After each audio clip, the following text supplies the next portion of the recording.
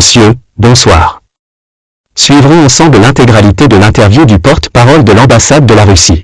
Plateau avec Ulysse Gosset et Guillaume Fard qui vont m'accompagner pour cet entretien. On va commencer bien sûr avec ces déclarations sur le conflit ukrainien. Nous n'excluons que les forces russes puissent frapper les instructeurs français. Déclaration aujourd'hui du porte-parole du Kremlin qui, dans la foulée, ont été d'une certaine manière précisées par le chef de la diplomatie russe. On va l'écouter. En ce qui concerne les formateurs français, j'ai des raisons de croire, et il existe de nombreux faits à ce sujet, qu'ils travaillent déjà en Ukraine. Quel que soit leur statut, militaire de l'armée française ou mercenaires, ils représentent une cible tout à fait légitime pour nos forces armées. Il représente une cible tout à fait légitime. Comment interpréter ces propos ? C'est une nouvelle provocation ? En France, vous avez un vieux principe que vous connaissez mieux que moi, la guerre comme la guerre. Donc si vous envoyez vos spécialistes, vos instructeurs, vos conseillers militaires, vous pouvez les appeler comme vous voulez, mais le mot-clé ici, c'est militaire.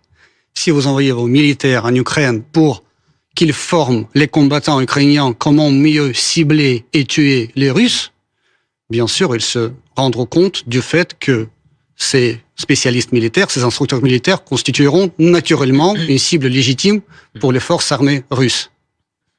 Ça veut dire quoi concrètement ? Ça ne doit pas vous étonner, je vous répète, à la guerre comme à la guerre. Donc là, le but, le missile ou une balle tirée, il ne distingue pas entre les Français, les Polonais, les Ukrainiens, il ne distingue pas en fonction de la langue, de la race, de l'appartenance ethnique, de la nationalité. Ils sont lancés et ils vont droit au but là où ils sont tirés. Donc là, naturellement, si les militaires français se retrouveront à côté des combattants ukrainiens, ils ont de très grands risques d'être touchés par les tirs russes. C'est à partir de maintenant, c'est une nouvelle consigne qui a été donnée aux militaires russes engagés sur le front. C'est pas une nouvelle consigne. La partie russe a commencé déjà à évoquer ce genre d'avertissement depuis les premières déclarations de la partie française, depuis le mois de février, je crois, sur la perspective de l'envoi des troupes françaises ou en général occidentales en Ukraine. Donc là, en principe,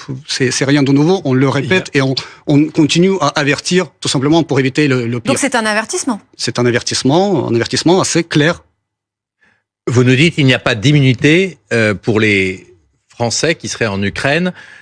Ce sont des instructeurs, ce ne sont pas des combattants. Est-ce que vous faites la différence entre ceux qui forment les Ukrainiens et ceux qui combattent ? Nous en faisons une, et en particulier la coalition d'instructeurs qui est en ce moment mise au point avec la France et d'autres pays comme la Lituanie, la Grande-Bretagne.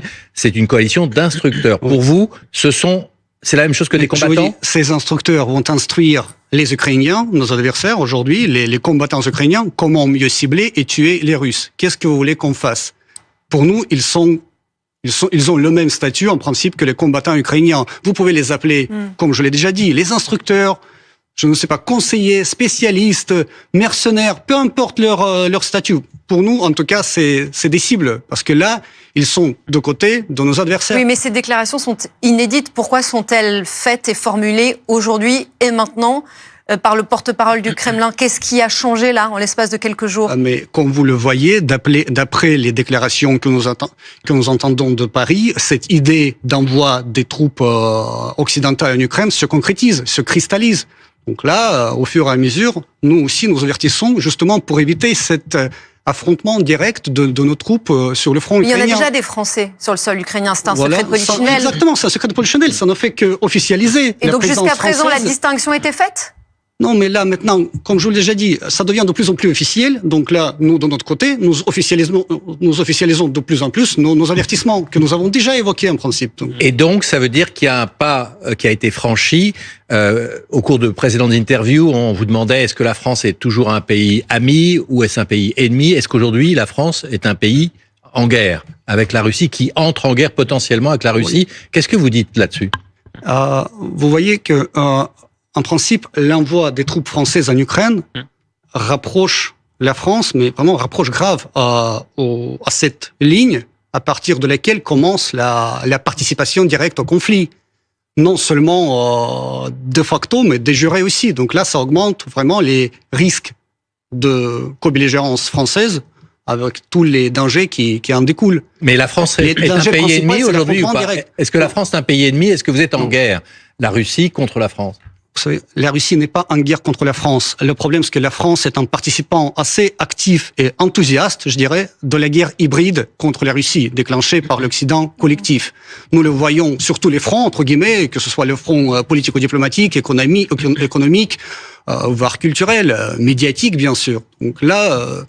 On va parler de la guerre hybride dans un instant, mais ce que vous dites, c'est qu'à partir de maintenant, si un soldat russe sur le front se retrouve face à un militaire français, qu'il distingue son uniforme français et quelle que soit sa mission, la mission qui lui est confiée, il a pour consigne, il a le droit de tirer sur ce militaire français. Ça, bien sûr, ça dépend de la situation sur le terrain. Je ne suis pas militaire, je ne suis pas sur le terrain, mais en principe, comme je vous l'ai déjà dit, puisque les troupes, que ce soit les troupes françaises, les militaires français ou d'autres militaires étrangers, peu importe leur statut, mais ils se trouvent du côté de nos adversaires. Ils aident nos adversaires à mieux nous cibler et à nous tuer. Mais comment vous voulez, qu'est-ce que vous voulez qu'on fasse? Qu'on les offre des cadeaux, qu'on les envoie des bonbons? Bien sûr, on va leur envoyer des tirs. Et cette consigne vaut aussi pour les instructeurs américains ou britanniques s'il y en a? Je veux dire, peu importe leur nationalité, bien sûr. Et c'est ça qui est très dangereux parce que ça augmente énormément les risques d'affrontement direct entre les puissances nucléaires, dont la France, qui est en première ligne aujourd'hui du front anti-russe. Il y a une autre décision de la France, c'est d'autoriser que les armes françaises soient utilisées pour atteindre les cibles militaires russes qui frappent l'Ukraine. Par exemple, la ville de Kharkiv. C'est-à-dire que les Russes bombardent Kharkiv. Et les Ukrainiens, jusqu'à présent, n'avaient pas le droit d'utiliser les armes occidentales, françaises ou américaines, ou allemandes même. Et maintenant, ils le peuvent. Ça change quelque chose, ça change le paradigme de cette guerre. Ça veut dire que on se rapproche, comme vous dites, d'un conflit direct. Mais est-ce que vous comprenez que on ne peut pas laisser les Russes bombarder l'Ukraine sans réagir, sans donner aux Ukrainiens les moyens de se défendre, tout simplement? Ça change d'une manière très dangereuse le paradigme de la guerre parce que nous savons très bien comment s'effectue l'utilisation des missiles à longue portée fournis en Ukraine par l'Occident, y compris par la France. L'Ukrainien, en principe, là, ils sont pour rien. Ces missiles-là ne peuvent pas être utilisés sans les moyens du renseignement satellitaire. Les Ukrainiens n'ont pas ces capacités-là, c'est les pays de l'OTAN qui les ont. Puis, en ce qui concerne le ciblage et la programmation du plan de vol, c'est les pays de l'OTAN, les propriétaires de ces missiles qui le font. Alors, en principe, vous voyez le lien, vous voyez la logique. C'est pratiquement comme si la France ciblait directement avec leurs missiles. Vous dites que c'est un avertissement contre les Français ou les Occidentaux en général. Est-ce que c'est pas aussi un avertissement adressé à Vladimir Poutine de dire arrêtez la guerre, arrêtez de bombarder l'Ukraine? C'est ça l'avertissement. Si vous continuez, eh bien, nous serons obligés de prendre des moyens supplémentaires pour défendre l'Ukraine. Quand vous dites arrêtez de bombarder l'Ukraine, mais vraiment, je crois que vos spectateurs, ils imaginent vraiment quelque chose de horrible, les villes détruites, etc. On voit les images. Excusez-moi, on voit les images. Vous pouvez aller aujourd'hui à Kiev ou dans les villes, villes ukrainiennes à l'ouest du pays. Donc là, Kharkiv. La vie continue. Les gens fréquentent les restaurants, les gens font la fête. Mais Kharkiv est bombardé, vous le savez bien. Kharkiv n'est pas bombardé, tout d'abord. On a vu un supermarché la semaine dernière, le supermarché où étaient abrités les équipements militaires de l'armée ukrainienne, il fallait le dire, il y avait aucun visiteur de ce supermarché en plein. Il y avait 200 personnes à l'intérieur des acheteurs. Samedi, il y avait personne. Il y avait des acheteurs. Vous avez vu des cadavres? Et il y avait des dizaines de blessés, vous le savez bien. Vous n'avez vu aucun cadavre. Mais ne me dites pas que vous ne bombardez pas Kharkiv quand même. Vous savez bien que vous bombardez Kharkiv. C'est une grande ville, il y a plein de civils qui sont toujours là, on ne peut pas bombarder la ville russe. Et vous ne voulez pas prendre Kharkiv. Vous ne voulez pas prendre Kharkiv. Non. Là, c'est déjà, vous savez, c'est hors de ma compétence. Ça appartient à notre commandement militaire de décider comment faire après avec Kharkiv. Vous avez quand même des informations sur ce sujet. C'est une bonne question. Vous ne voulez pas récupérer Kharkiv? Aujourd'hui, nous sommes en train de créer justement cette zone de sécurité pour sécuriser notre région limitrophe qui est Belgorod des frappes ukrainiennes. Donc là, prendre Kharkiv, c'est pas forcément l'objectif principal. Je vous rappelle que la Russie a voulu prendre Kharkiv au début de la guerre et que ça n'a pas été possible. Aujourd'hui, il y a une offensive russe. Là, vous ne la niez pas. Oui, la question, mais qui vous a dit ça, que la Russie voulait prendre Kharkiv? Parce qu'on l'a vu, Vous avez vu que la carte, et en fait, ça veut rien dire. Peut-être qu'on voulait juste... Oui, voilà. Messieurs, puisque vous parlez du soutien logistique des Occidentaux à l'Ukraine, allons sur la venue du président ukrainien Volodymyr Zelensky. On parlera ensuite des ingérences, des soupçons d'ingérence russe dans la deuxième partie. Mais Zelensky va arriver jeudi à l'occasion sur le sol français des commémorations du 80e anniversaire du débarquement allié en Normandie. Et on a appris ce soir que vendredi, il prononcerait un discours à l'Assemblée nationale et qu'il serait aussi reçu à l'Élysée par Emmanuel Macron à l'occasion de cette venue du président ukrainien. Le président de la République pourrait faire des annonces sur de nouvelles aides fournies à l'Ukraine. Vous parliez du soutien des Occidentaux à l'Ukraine. Quel est aujourd'hui, en termes justement de soutien militaire, de soutien logistique, quelle est la ligne rouge pour les Russes? En principe, je ne peux pas commenter ce qui n'a pas encore eu lieu. Donc là, on attend d'abord les déclarations du président français, s'il y en a. Donc là, mais en principe, comme vous le voyez vous-même, depuis le début de l'opération militaire spéciale, depuis le mois de février 2022, les lignes rouges sont franchies l'une après l'autre. Donc au début... Mais précisément, vous ne cessez de dénoncer l'implication, selon vous, de plus en plus forte de la France dans ce conflit. Qu'est-ce qui, pour vous, serait inacceptable, qui pourrait être annoncé vendredi? Vous avez 2-3 idées, j'imagine. En principe, mais tout est inacceptable. Reste à savoir ce qui reste inacceptable pour la France et pour le peuple français. Reste à savoir quels sont les intérêts de la France en Ukraine et comment la participation, cette implication militaire de plus en plus profonde de la France correspondent aux intérêts vitaux de la France et des Français.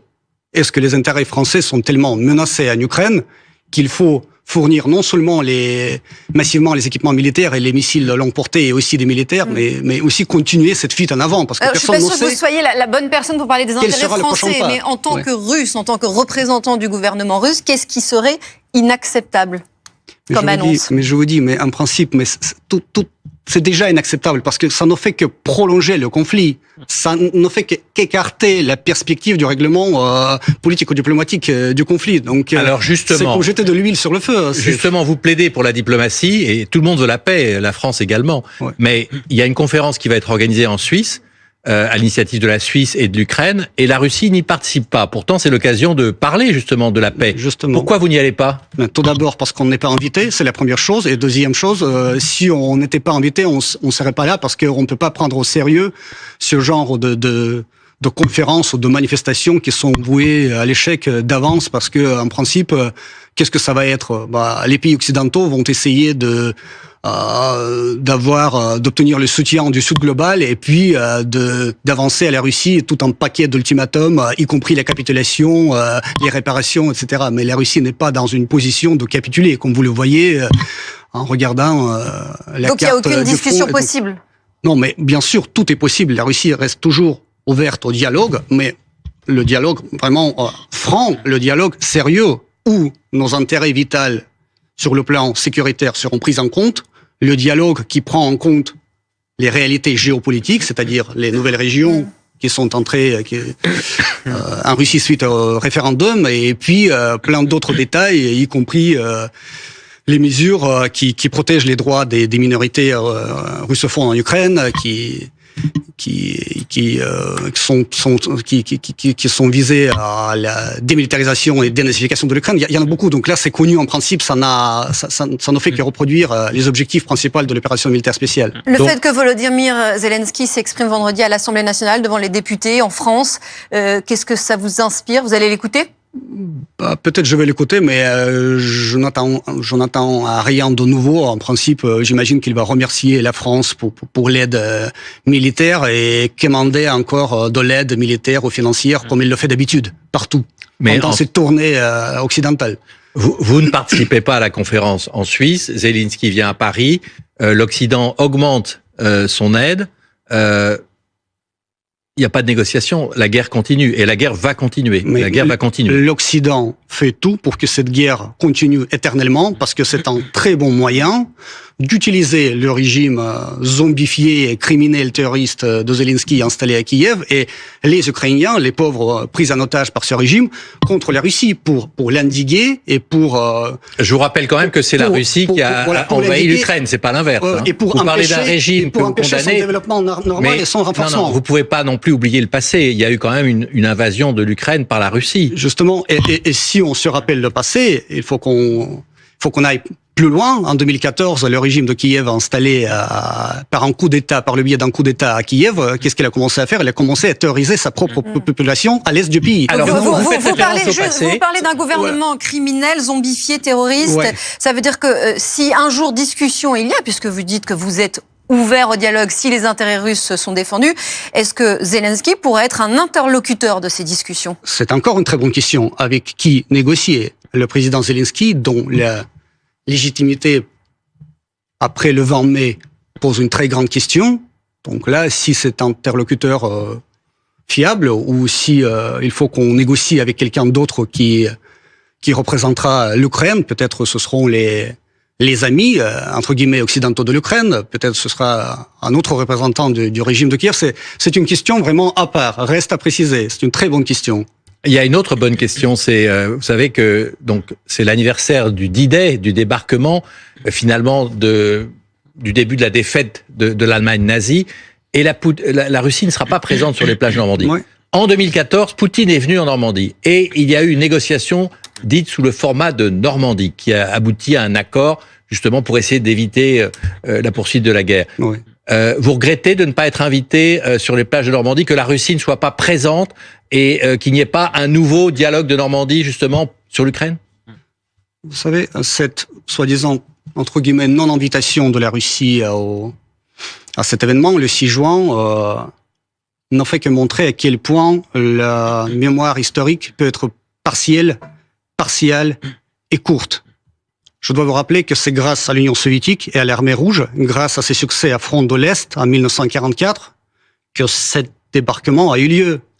C'est justement l'Union soviétique qui a permis cet débarquement, parce qu'en principe, en 1944, le destin du Troisième Reich a déjà été scellé. En juillet 1944, l'armée rouge était déjà en Pologne en train de libérer ce pays. Oui, enfin, si les Américains n'avaient pas débarqué, ça n'aurait pas été la même chose quand même. Hein. Tout était en principe clair. Donc là, les Américains, bien sûr, ils ont décidé de débarquer tout de suite pour que les Russes ne libèrent pas Paris, par exemple, comme c'était en 1814.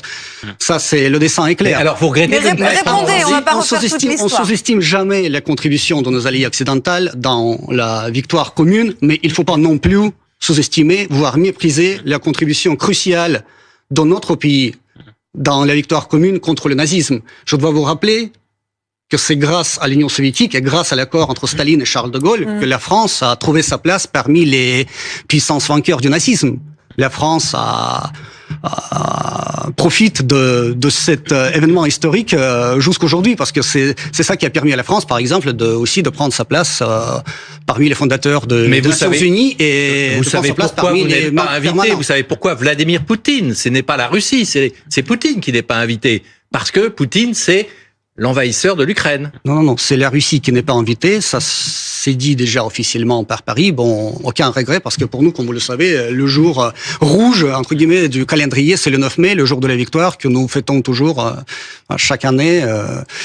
Et puis, vous savez, ce débarquement, mais bon, en principe, laissons ça sur la responsabilité des dirigeants occidentaux qui méprisent leur propre mémoire. Aucun regret, mais on vous sent amer quand même.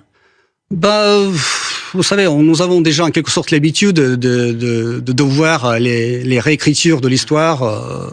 Donc pour nous, c'était pas un coup dur. Donc là, bien sûr, nous sommes déçus par cette attitude à notre histoire commune en principe, parce que c'est une histoire tragique et glorieuse à la fois. Je dois vous rappeler, par exemple, ce sera intéressant, c'est un fait peu connu au public français, que pendant la Seconde Guerre mondiale, sur le sol français, il y avait 35 000 ressortissants russes et soviétiques qui se battaient ici contre le nazisme. 35 000, dont 7 000 ont trouvé la mort au combat. Ils sont enterrés dans les régions du centre de la France, au nord de la France, dans les cimetières militaires.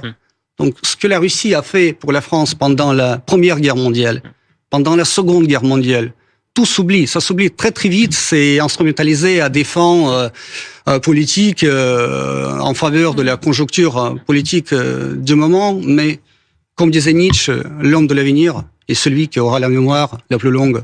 Il y aura quand même un hommage à l'escadrille Normandie-Niemen qui a participé évidemment à la libération de l'Europe. On l'espère. Mais quand vous dites tout s'oublie, on peut pas oublier l'invasion de l'Ukraine. C'est surtout ça. C'est pour cela aujourd'hui qu'il y a ce problème. Le passé, sinon la Russie serait bienvenue. Elle l'a été en 2014. Précisément, c'est cette invasion russe en Ukraine et cette question. Combien de temps ça va durer? Jusqu'où irez-vous?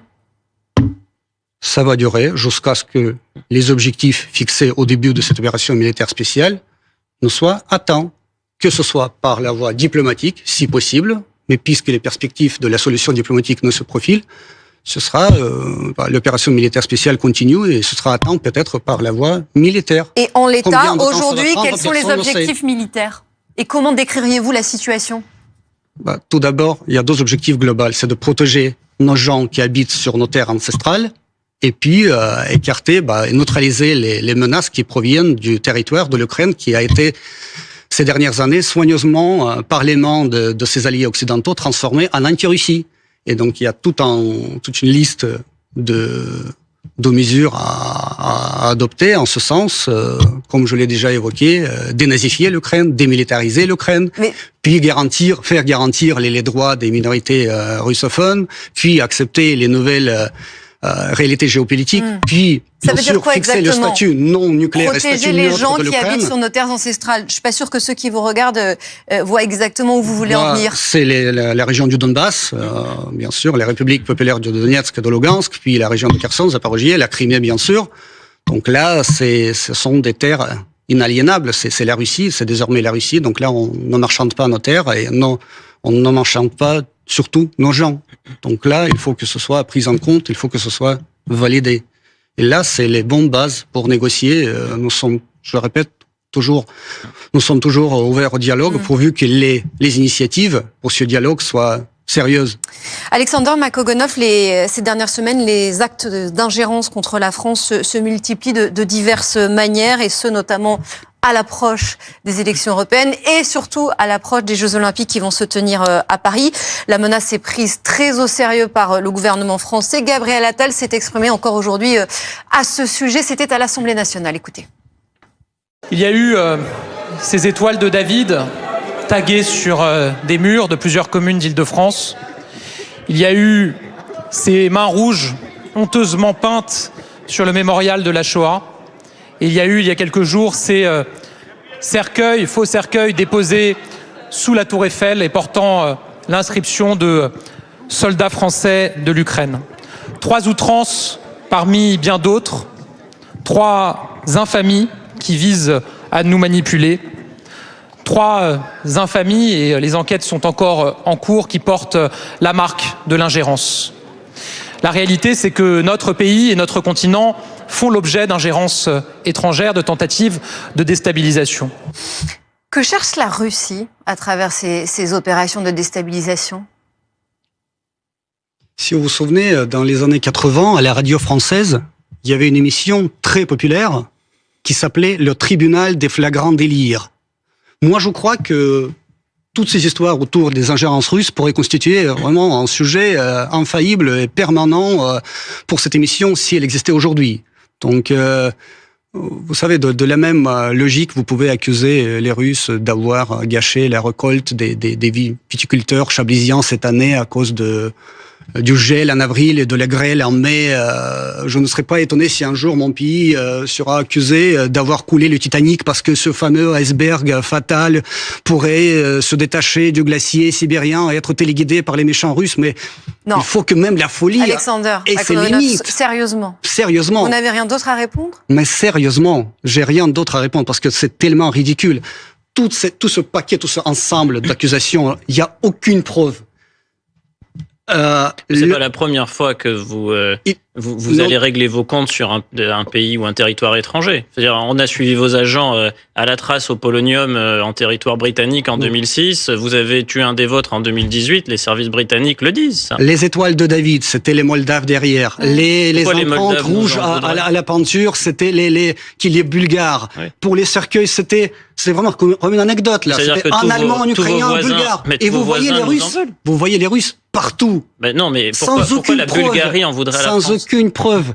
Désigné coupable sur la base du fort probable, mais ça, franchement, c'est du nouveau dans la jurisprudence et dans l'état du droit. Pourquoi qui est la France. les Bulgares et les Moldaves en voudraient à la France? C'est très intéressant. Demander aux Bulgares et aux Moldaves. Oui, parce que bizarrement, c'est pas les Vietnamiens ou les aussi Philippins, c'est à chaque fois vos voisins. Enfin, c'est pas non plus les Argentins ou les Chiliens. Non, vous les considérez comme Européens, c'est plutôt vos voisins. Hein. Vous les considérez comme les vôtres. Géographiquement, ils sont plus proches de chez vous que de la France. C'est vrai, mais ils se trouvent tous en France. Pourquoi à chaque fois les regards se tournent vers l'Est? C'est très intéressant. On aimerait bien savoir aussi, parce que là, j'ai entendu une formule géniale aujourd'hui. Alors, c'était hier, puisque ces trois personnes, alors, se sont dirigées vers l'Est.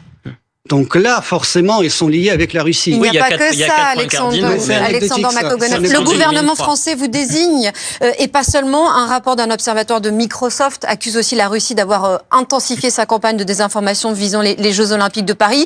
Il y a aussi la vice-présidente de la Commission européenne qui parle d'attaques de désinformation de plus grande ampleur qui ont été constatées sur des sujets spécifiques, les JO et la Nouvelle-Calédonie. Et du côté de l'Allemagne, les questions d'immigration et de sécurité à chaque fois. Tous les regards se tournent vers la Russie et les accusations, là en l'occurrence, sont explicites. Tous les regards. Que répondez-vous? Tous les regards, les accusations, vous avez raison, les regards, mais aucune preuve. Aucune preuve. Même les terroristes en France, qui sont pris en flagrant délit, dont la responsabilité est indéniable, sont jugés par le tribunal, avec tous les éléments du dossier, avec les avocats, selon la procédure. Mais là, ici, la Russie est coupable tout de suite, sans aucune preuve. Mais dans le monde numérique, quand on met à jour que sur le réseau social X en particulier, des comptes qui sont reliés à des sites internet russes, c'est pas d'un autre pays du monde, font monter des sujets artificiellement qui dénigrent la France. Pourquoi? Vous nous en voulez en particulier? La Russie ne peut pas être responsable pour tous les comptes qui existent sur internet. Non, ça peut être des comptes qui sont créés à des comptes russes. Qui peuvent être créés dans n'importe quel pays, mais voir les Russes partout, mais vous voyez, franchement, vos concitoyens vont mal dormir à cause de cette paranoïa qui est cultivée par les médias français. Il faut s'arrêter à un moment donné. C'est de la paranoïa. Mais c'est de la paranoïa totale, mais c'est la paranoïa qui est très, disons, soigneusement préparée et cultivée, justement pour manipuler l'opinion publique, pour maintenir toujours ce degré très haut de la russophobie, pour imposer aux Français ce sentiment, cette méfiance à l'égard de la Russie, voire ça n'a rien à voir avec le conflit ukrainien ou le fait que la Russie ne sera pas représentée au JO comme elle l'aurait souhaité. Rien à voir avec ça non plus. J'ai pas compris. On est parano, la France est parano. Non, vous savez, quand vous dites la Russie essaie de dissuader les spectateurs, comment ça se formule là, par le Microsoft, d'essayer de dissuader les spectateurs de venir aux Jeux Olympiques. Oui. Vous savez, la seule chose qui concerne la Russie, qui peut vraiment dissuader les spectateurs de venir aux Jeux Olympiques, c'est l'absence des sportifs russes. Ouais. Mais vous avez quand il y a certaines disciplines sportives où la présence russe est incontournable. Mais justement, vous avez commencé votre propos en disant à la guerre comme à la guerre. Pourquoi vous n'assumez pas que vous ripostez numériquement dans le cadre d'un conflit? Vous n'assumez pas le fait que, précisément parce qu'il y a cette rivalité, vous menez des mesures qui sont des mesures de contre-offensive. Sur ce point. C'est à tel point paradoxal ce que vous dites, parce que vous savez ce que c'est une réingérence. Une réingérence, c'est lorsque la France fournit au régime néo-nazi de Kiev les missiles de longue portée, les armements, les munitions, les renseignements pour bien tuer les Russes. Et si c'est pas une ingérence, c'est quoi selon vous? C'est quoi selon vous? Trouvez un terme. Quoi donc? Et puis je réponds. Chacun sa vision de l'ingérence. La vraie ingérence, c'est la guerre en Russie, c'est la guerre en Ukraine. Mais juste une chose, vous ne voulez pas reconnaître qu'il y a aujourd'hui une guerre hybride. Il y a la guerre en Ukraine qui est la guerre avec des canons, des missiles, des bombes. On le reconnaît. Et il y a la guerre hybride que vous menez à Moscou. La guerre hybride avec des opérations de désinformation et de propagande comme les cercueils devant la Tour Eiffel. Vous les niez pas, ils existent bien, on les a vus. Ulysse Gosset, ces cercueils-là, cette, disons, installation artistique, si vous voulez, ou une farce, vous pouvez l'appeler comme vous voulez, c'est pas ça le problème. Le problème, c'est les vrais cercueils qui peuvent arriver en France massivement après l'envoi des troupes françaises. Donc c'est bien l'adresse d'un message. C'est des vrais cercueils. Donc c'est bien un message. Et là, c'était un message envoyé. C'est le message du Kremlin. Il faut justement. C'est le message du Kremlin. Vous l'avez dit. Non, c'est un message qui a été envoyé par ceux qui voulaient. C'est une guerre hybride. C'est une guerre hybride. D'ailleurs, vous avez employé ce terme au début de notre entretien. Dès le début de l'entretien. Lequel? Guerre hybride? Oui, bien sûr. Nous sommes en état de guerre hybride déclenchée par l'Occident et nous sommes obligés de répondre à cette guerre hybride. Il y a ces accusations d'ingérence russe et il y a ces invectives aussi qui se sont multipliées ces derniers mois de la part du gouvernement russe à l'égard de la France, sur lesquels on va revenir avec vous, Samy Sfaxi. Absolument. Bonsoir Alice. C'est vrai que ces invectives à l'égard de la France, tout simplement, elles se multiplient. Alors invectives, je le précise aussi, du pouvoir politique russe. Scène surréaliste. C'était au mois de mars sur la télévision publique Russia One. Vladimir Soloviev, un des principaux visages de la propagande du régime de Vladimir Poutine, continuait de déverser sa haine. Et là, il s'en est pris face caméra très violemment à Emmanuel Macron. Regardez cette séquence. Toi, salaud de nazi, héritier de Pétain, tu penses que tu peux frapper la Russie impunément ? Dans ce cas, tu n'as rien compris à notre pays. Tu n'es pas un héritier de De Gaulle, tu ne vaux même pas la moitié de De Gaulle. Tu n'es qu'une vraie merde.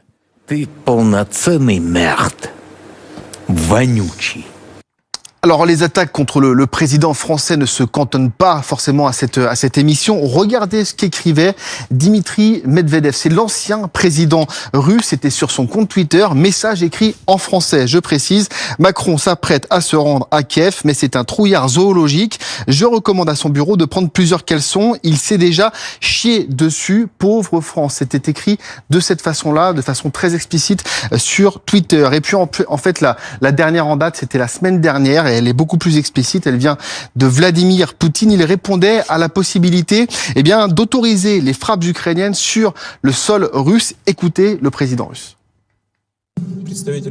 Les représentants des pays de l'OTAN, notamment en Europe et notamment dans les petits pays, doivent savoir avec quoi ils jouent. Ils devraient s'en souvenir en tant que pays doté de petits territoires densément peuplés. Et c'est un facteur qu'ils devraient garder à l'esprit avant de parler d'une attaque sur le territoire russe. En général, cette escalade constante peut entraîner de graves conséquences. Merci Samy Sfaxi pour donc toutes ces déclarations qui, là pour le coup, sont assez explicites et assumées. Dmitri Medvedev, est-ce qu'il n'a pas commis une erreur ? Est-ce qu'il n'est pas allé trop loin ? Mais en fait, c'est une très vieille citation que vous avez trouvée sur les réseaux sociaux. Je ne peux pas commenter son avis privé, ses émotions. Difficile de commenter les émotions des gens. Donc là, c'est quand même le numéro 3 du régime, quasiment. Hein. Il est membre du Conseil national de sécurité. Tout d'abord, mon pays n'est pas un régime. C'est le numéro 3 du pouvoir en Russie, si vous préférez. Oui, je préfère. Mais bon, je veux dire, je suis pas un commentateur des pensées privées et des émotions de quelqu'un. Non, mais c'est public. Laissons ça. Monsieur Medvedev, c'est à vous d'interpréter ce qu'il a dit. Vous prenez vos distances par rapport à lui. Je prends mes distances par rapport aux avis, aux opinions privées. Vous allez rester pendant les JO à Paris ? C'est une très bonne question, parce que oui, je pose que de bonnes questions. Ça fait plaisir. Ça, c'est vrai. Je vous remercie d'y répondre. En principe, je vais rester peut-être, mais je ne sais pas s'il y a des compétitions qui m'intéressent. Mais au JO, justement, sans les sportifs russes, je ne sais pas. Au JO, justement, le président français a proposé une trêve olympique. Poutine l'acceptera-t-il ? Et sinon, pourquoi ? Non, mais la trêve olympique qui servira à quoi? Notamment pour fournir encore plus d'armes aux Ukrainiens, pour fournir encore plus de conseillers militaires aux Ukrainiens et pour les préparer mieux pour les attaques. C'est donc non, vous aviez déjà répondu, donc pas d'évolution à ce sujet. Merci Alexander Makogonov d'avoir été avec nous. Merci à tous les deux.